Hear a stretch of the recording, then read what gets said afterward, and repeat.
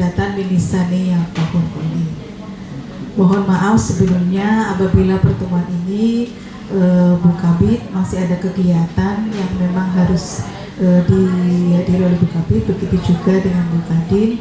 Dengan tidak mengurangi rasa hormat, kita mulai pertemuan pada pagi hari ini. Alhamdulillahirabbil alamin, marilah kita panjatkan puji syukur kehadirat Allah Subhanahu wa taala bahwasanya pada hari ini kita dapat berkumpul di Aula Dinas Kesehatan dalam keadaan sehat walafiat dalam rangka menghadiri pertemuan pengisian bank data dan sekaligus identifikasi terhadap kesiapan Puskesmas dalam penerapan Puskesmas Trasmedik terintegrasi dengan IMP. Salawat dan salam marilah kita junjungkan kehadirat Nabi besar kita Nabi Muhammad SAW yang insya Allah syafaatnya kita nantikan kelak di yaumul kiamat. Sebelum kita memulai acaranya, terlebih dahulu nanti teman-teman akan melihat tentang video bagaimana sih Puskesmas Trasmedik ini akan kita terapkan di Puskesmas kita masing-masing di tahun 2025 ini. Ya, kita mulai dulu ya. Hingga tingkat desa dan dusun, memperkuat pemantauan wilayah setempat atau PWS dengan dashboard situasi data kesehatan per desa atau kelurahan. Perubahan sistem pelayanan kesehatan primer akan terlihat di tingkat kecamatan pada puskesmas, di tingkat desa atau kelurahan pada puskesmas pembantu, di tingkat dusun, RT atau RW pada posyandu. Kegiatan di puskesmas akan dibagi ke dalam atau remeng-remeng. Ya, saya bantu untuk membacakan biar tidak terbaca remeng-remeng. Mas Dika biar bisa terjelas, terlihat jelas. Mentok katanya. Dari Google Form yang kami edarkan di minggu yang lalu, harapan kami hari ini ada 35 puskesmas sudah mengisikan Google Form ini. Tapi ketika kami membuka Google Form baru 27 dari 35 puskesmas. Oke, kita buka satu-satu. Bukan bermaksud untuk menguliti atau membuat malu panjenengan, bukan. Karena ini persiapan kita benar-benar dituntut sudah harus bukan lagi jalan, tapi kita lari kencang untuk kita menerapkan Puskesmas Trasmedik. Jadi saya bantu membacakan puskesmas yang sudah melakukan entrian ke Google Form G.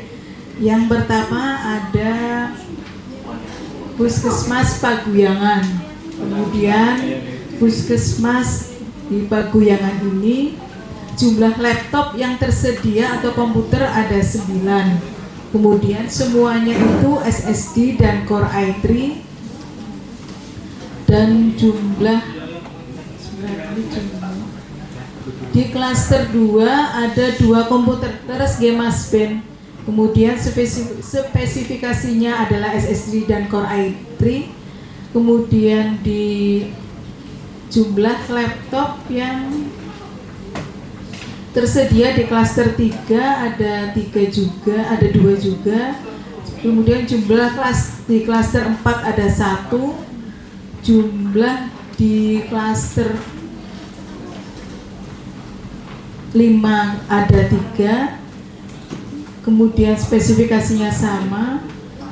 Apakah puskesmas memiliki genset? Jawabannya iya. Kemudian kapasitas gensetnya dan puskesmas apakah memiliki UPS sentral atau tidak. Jadi nanti ketika di sini jawabannya adalah tidak, berarti diperlukan nantinya bila memang ada DPA perubahan atau semacamnya bisa diusulkan dalam DPA perubahan untuk menunjang keperluan Puskesmas Trasmedik ini. Seperti di Puskesmas Paguyangan berarti belum memiliki UPS sentral. Ini adalah Telkom dengan kecepatan internetnya adalah 100 Mbps. Kemudian di Pustu belum memiliki sarana prasarana Nah ini bisa menjadikan saran kita untuk masukan kita pada saat DPA perubahan atau kalau puskesmas namanya apa berarti Mas Ben? Kalau di dinas belum ya. Ketanggungan sepertinya belum. Oh ya sudah ini ketanggungan. Kemudian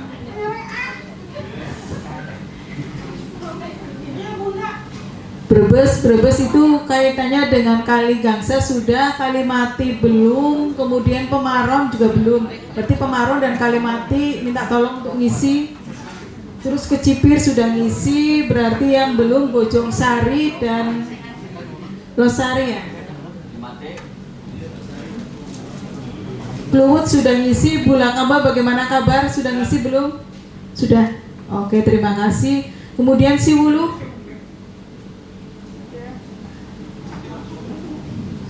Oh ya, Siwulu sudah.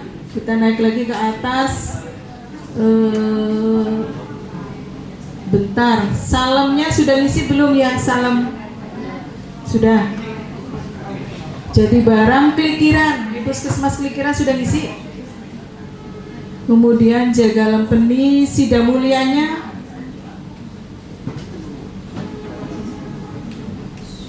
Sidamulia sudah ngisi. Wanasari, oke, sudah ngisi, satu kecamatan sudah full. Kemudian Losari sudah. Kode IP ini nanti saya beri waktu kurang lebih 3 hari saja untuk dilengkapi, karena pertengahan Februari atau menjelang akhir Februari kami dengan Bu Kabid akan ke Pusdatin dan DTO membawa persyaratan itu semua, karena 3 puskesmas percontohan tersebut sampai dengan hari ini kode IPA-nya belum diperoleh, sehingga sepertinya perlu dilakukan pendekatan secara persuasif ke Pusdatin dan DTO. Sekaligus kita meminta kode API yang baru untuk 35 puskesmas. Yang kedua PKG. PKG ini atau CKG ini di mana sementara ini pemerintah memfasilitasinya mengentry hasil layanannya ke dalam ASIC web. Tapi ke depannya Simpus kita harus bisa dibridgingkan dengan ASIC web, sehingga teman-teman di puskesmas hanya ngentri di Simpus dan akan muncul di ASIC web. Itu harapan dari Kementerian Kesehatan. Jadi memang langkah pertama hasil pemeriksaannya masih dientrikan dan dilaporkan melalui ASIC web. Tapi dalam puskesmas yang tadi videonya teman-teman saksikan, itu di dalamnya sudah ada screening itu sudah mewakili dari adanya pelaksanaan ILP. Screening juga sudah mewakili dari adanya pelaksanaan CKG. Jadi tinggal teman-teman itu mengisikan Google Form ini, kemudian melengkapi persyaratan untuk pengajuan kode IPI. Selanjutnya memang saat ini resiko kita adalah tetap kita melaksanakan atau mengentry Simpus kita. Karena apa? Tujuan kita mengentry Simpus adalah agar kegiatan RME kita tetap terekod, tetap ada aliran data ke Satu Sehat, itu fungsinya. Tapi ketika kita nanti sudah memperoleh kode API yang baru, kemudian kita dilakukan pelatihan, pada saat pelatihan itu sudah kita secara otomatis langsung menerapkan. Jadi ketika ada pelatihan atau GOSO, kami menamakannya dari Subaga, teman-teman itu harus serius, harus benar-benar lebih banyak bertanya dan lebih banyak menggali ketika ada pertemuan tentang GOSO atau pelatihan yang akan nanti diselenggarakan. Jadi nanti kita running semuanya di 35 puskesmas, di luar 3 puskesmas percontohan gitu. Saya buka dulu jadwal kegiatannya gitu.